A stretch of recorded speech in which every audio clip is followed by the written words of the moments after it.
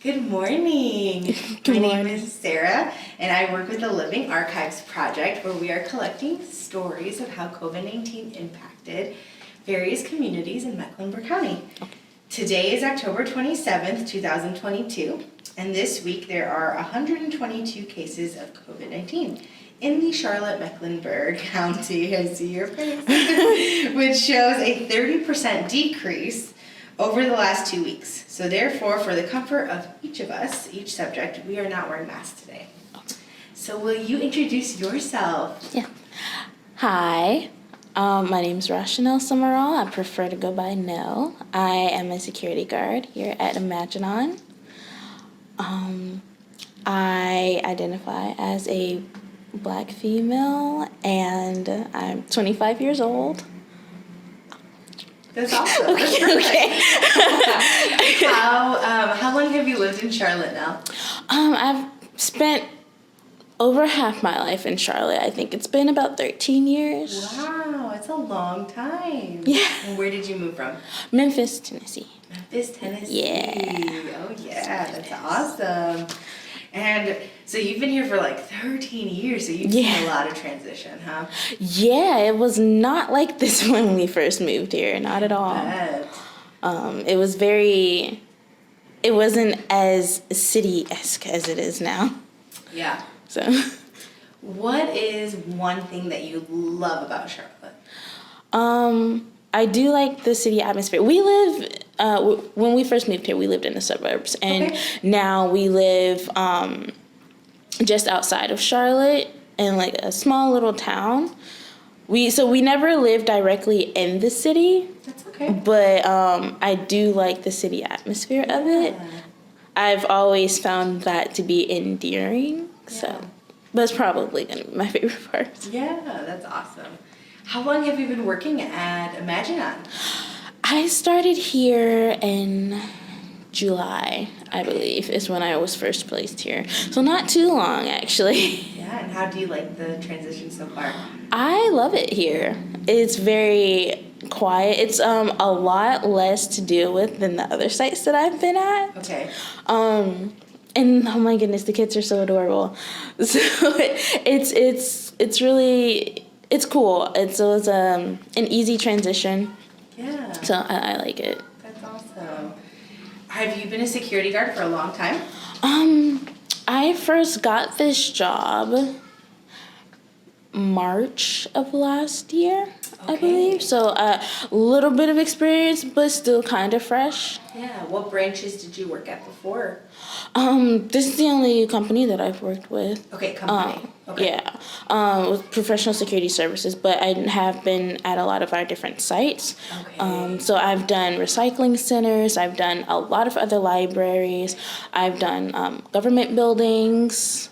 I've done like the homeless shelter. So I've been kind of all over. Yeah.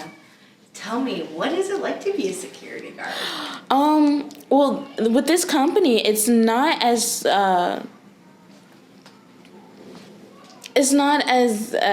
rough as one would think.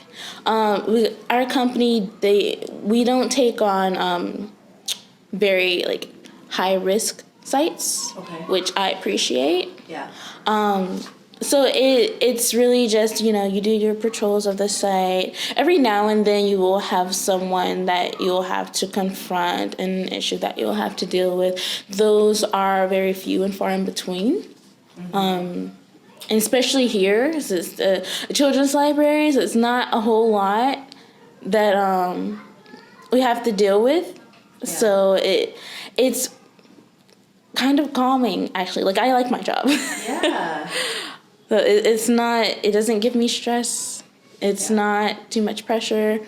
I have no problems getting up in the mornings to come here. So that's so great to hear. That's pretty, I feel, I am not a security guard, but I feel like that could be pretty rare, because sometimes there must be some maybe anxious thoughts of what would happen today, but maybe that's more of a high risk location. Yeah, and I will say that I've had thoughts like that before at some of our sites. And and just because like I am not licensed to really speak on the behalf of the company, I don't want to say too much. Yeah, that's okay. But I have had instances where I've had like a few people that have been confrontational, and it's made me think like, oh, is that gonna happen again today? Are they gonna come back? Like, what's gonna happen next time they come? You know, that kind of thing. Totally. Especially with me being an armed guard, because at the armed sites it's more so expected. Yeah. Which is why we have our firearms. Yeah. So before you became a security guard, did you have a different job? I did. I worked as a telecommunicator Okay. with the Morrisville Police Department. Okay. What does that entail? That job is just as stressful as you would think. It is. It can be a lot to handle at times, and it's a very special and admirable person that can do that sort of work. Just being that person, that first person that someone is calling for help, it can put a lot on you, especially if it's like the more like the scarier situations. The kind of calls that I can mostly remember were like noise complaints and welfare checks and follow-ups and that kind of thing. But of course, working at the police department, you will have the cases where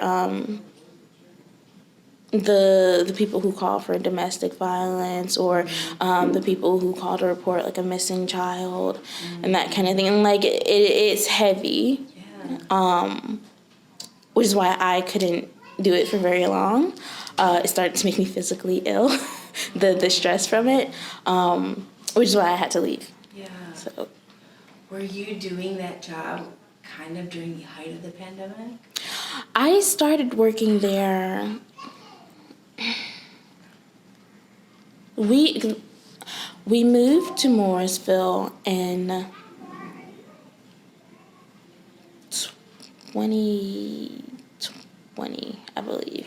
Okay. So April of 2020, I believe, is when we moved to Morrisville. Okay.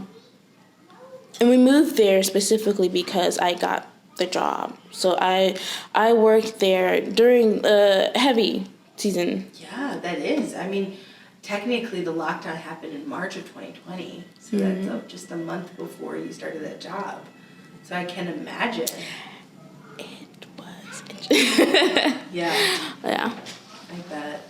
Well, I don't want to force you into talking about anything that's super heavy. So before we started the interview, you did a little activity called a hand map. I did. Can you share a little bit about your hand map with us? Sure. I would love to.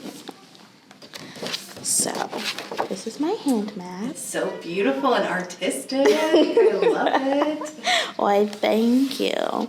The fingers was me trying to describe myself. I don't really think about, who I am as a person all that often. Mm-hmm. So, got kind and artistic and compassionate, logical, and lazy because, every now and then.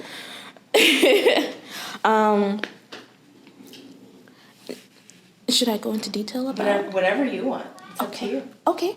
I don't want to give the wrong impression about myself. When I say lazy, I just mean that I tend to be the kind of person that goes from home to work and then back to home. Every now and then I'll go out and see friends. But going out isn't really it's not really something that I do very often. Because I'll make plans, but then maybe like a couple days beforehand, I'm like, do I really want to go? Not really. I kind of want to stay home, like read a book, maybe do some drawing. And I do like to sleep, I will say that. And then I like to think of myself as kind. Other people have told me that I'm kind, so I just go with that. I love it. And then my lines were journeys. Yeah. So college was a big one for me. It was my favorite one to this day because I discovered so much of myself while in college. I met lifelong friends, or who I'm hoping to be lifelong friends. We've been together for about 6 years. Okay. Or 7.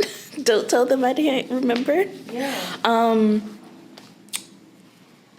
And then self-acceptance was another journey that was, it coincides with college because, again, that's where I discovered a lot of myself, where I started to come to terms with who I am as a person. My self-esteem grew, my self-confidence grew. I looked at myself as someone worthy of being loved and appreciated. So that was actually very emotional for me because I did struggle a lot with those things in my younger years, and I didn't really come to terms with me being me until I started to look into what makes up who I am. Mm-hmm. And, I kind of like it, Yeah.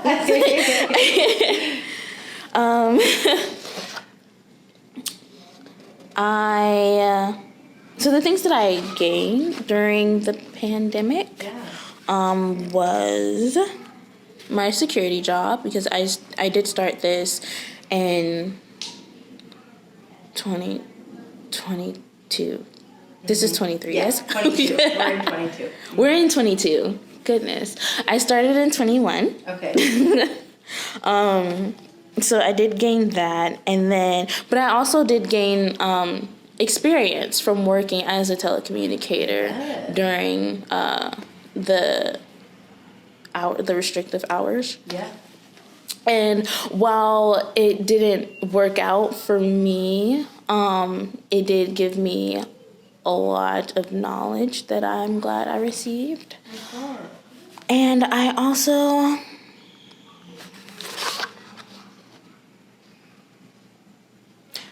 I put relationship experience, but we're not gonna talk about that. The things that I experienced. The question was, what were your thoughts or feelings when you hear the word COVID-19? So the first one that came to mind was seclusion. Mm-hmm. Just because we did have the isolation going on where people were needing to stay inside as much as possible. And then there was the 6 feet apart thing. Mm-hmm. Like I said, I don't really go out much, so that didn't affect me too much. Okay. But you know how it is, like when you're told not to do something that makes you want to do it. Yes, totally. I was like, what? I can't go to the club? What?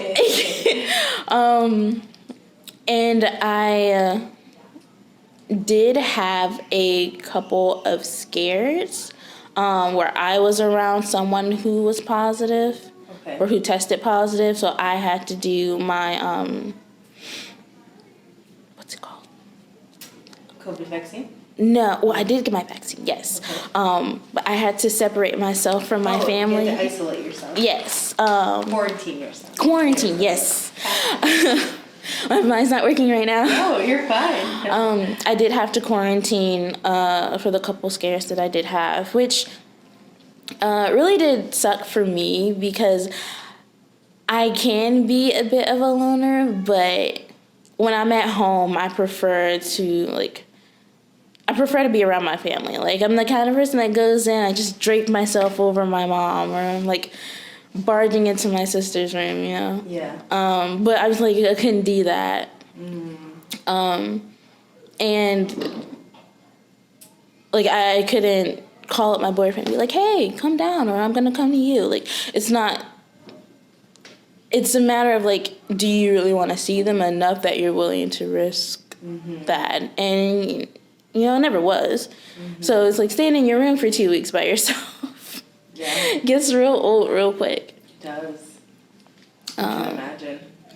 And then I also thought of fear, just because I never got scared for myself for having it, because my immune system's made of steel. I never got it.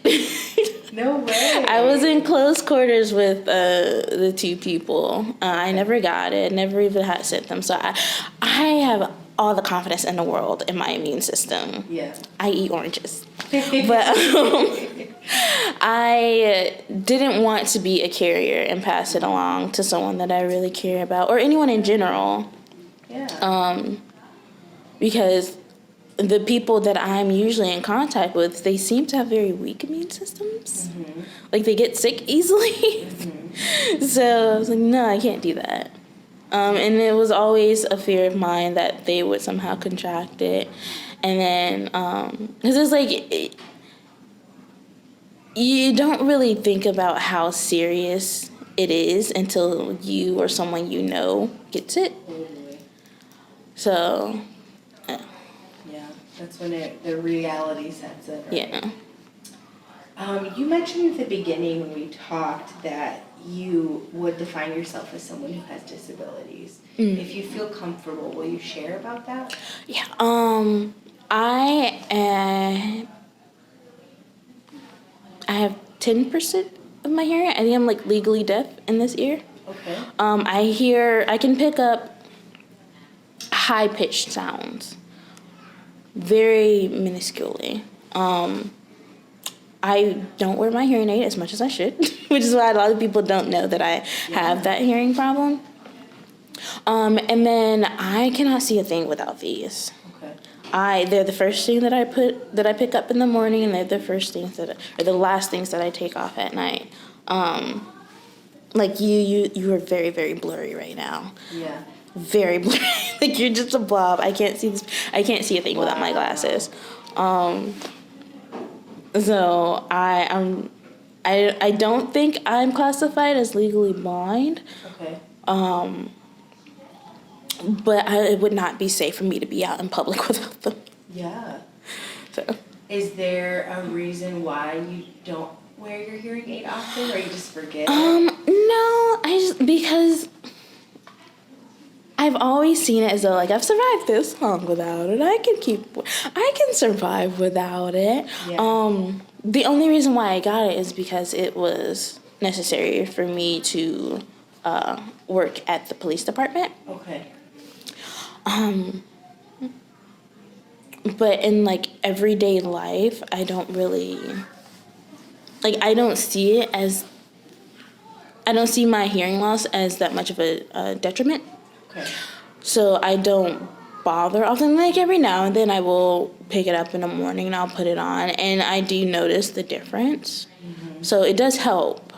I guess I'm not used to wearing it, and I don't wear it often enough to get used to wearing it. Yeah. Maybe I should. It's your decision. In terms of one who has disabilities, were you impacted during the pandemic, or even now a little more because of that? I was actually. So I did have a job at Subway also, during the pandemic. Yeah. And, people had to wear masks. And at that time, I didn't have my hearing aid. And so while we're, working at Subway, it was inside of a Walmart, so it was like noise all around. If I couldn't hear anyone, I always stared at their lips so I could at least try to read what they're saying, because it was very often where I wouldn't be able to pick up what they'd said, and you mess up a sandwich enough times, it becomes an issue. Yeah. But with the pandemic and everyone wearing masks, I couldn't read lips anymore. And then the sounds of their voices were further hindered by the mask obstructing it. So I could hear even less, and I couldn't read their lips. So it was a bit of a struggle. I started staying in the back and doing more of the prep work and the dishes and that kind of thing. Yeah. Yeah.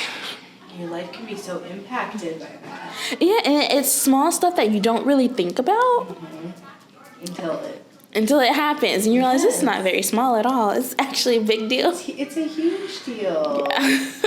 And people aren't aware of that.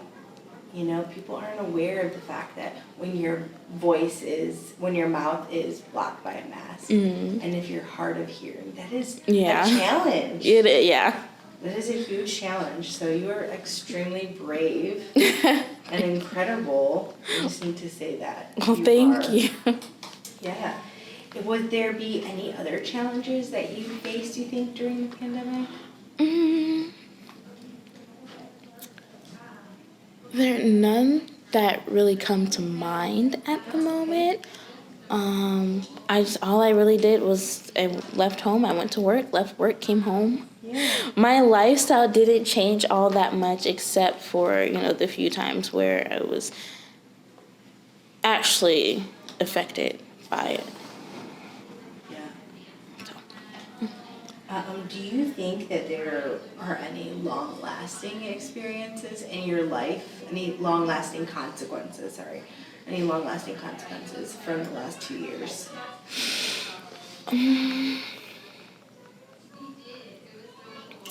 Lasting consequences from 2 years. I mean, one of the biggest things that you mentioned was, when you started that job as a telecommunicator with the police department in Morrison, hearing about all the trauma that was going on in people's lives, that's a huge, as someone who's done therapy with trauma, it's something that really impacts your life. Yeah. I mean, that, I wouldn't necessarily call it a consequence. It was more so, I was happy to do the job. I'm very glad that I did the job because it did give me a newfound respect and admiration for telecommunicators. So, a lot of people, when they think of first responders, they think of the police officers and the firefighters and, the EMS workers, which, of course, those people deserve that recognition because the jobs that they do, I could never. But a lot of people don't think of the very first people that, that you're talking to when you're in trouble, when you need help. Because telecommunicators, they're the ones that they're trying to get the crucial information so they can get you the right kind of help. They try to get it to the right location, all the while they're trying to keep you calm. And it's a very daunting task. And I always knew that it would be a tricky occupation, but I never realized how much would go into it until I did it. So that I would say that's very lasting, to have that kind of understanding of what they do. As far as something that was an actual consequence from the past 2 years,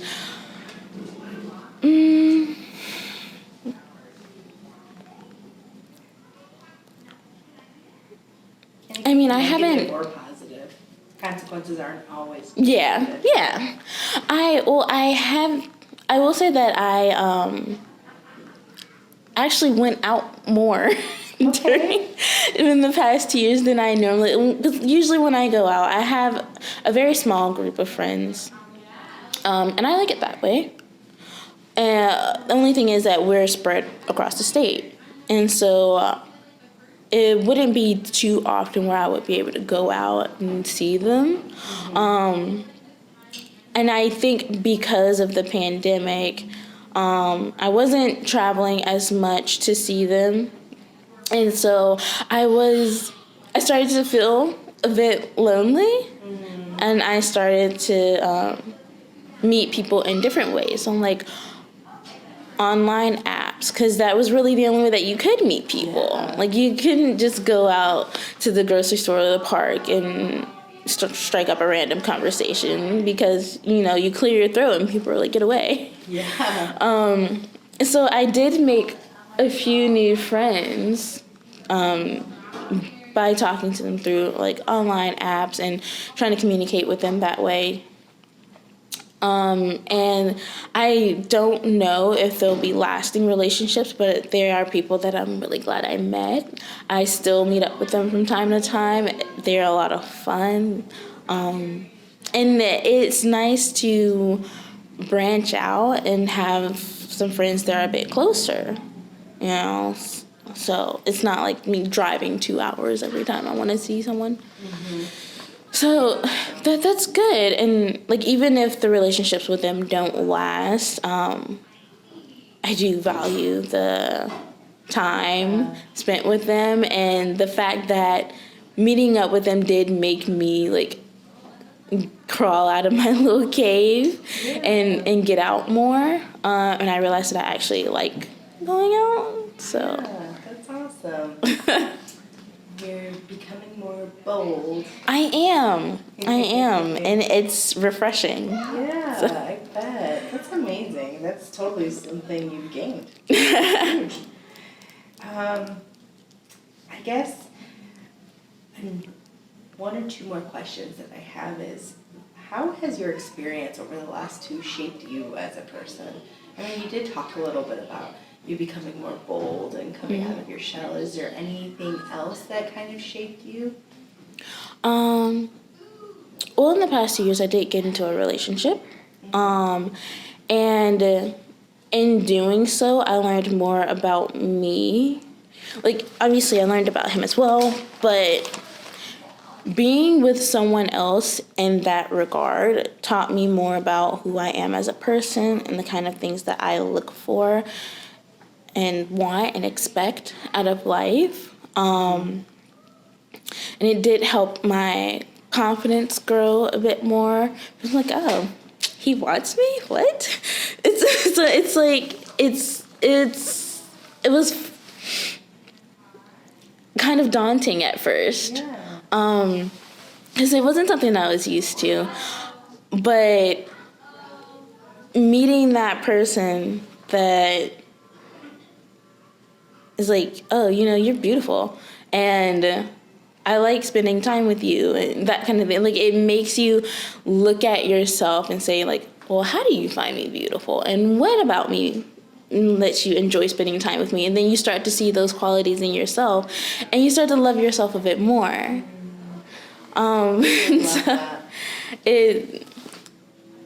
I guess loving someone else has helped me to love myself in a way. Yeah. So that was nice. Thanks for sharing that. Yeah. How did you guys meet? Online. Look at that. Yeah. We met through an app, and he's a couple hours away, so we met in the middle for our first date, and we've been talking since. Since then. Yeah. Awesome. I hope it goes great. Thank you.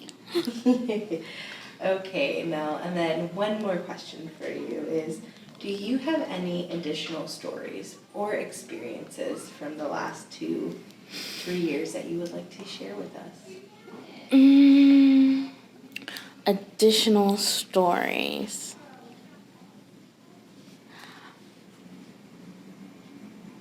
Well, you know, my life isn't all that interesting. Like, I went from job to job within 2 years. So it was probably,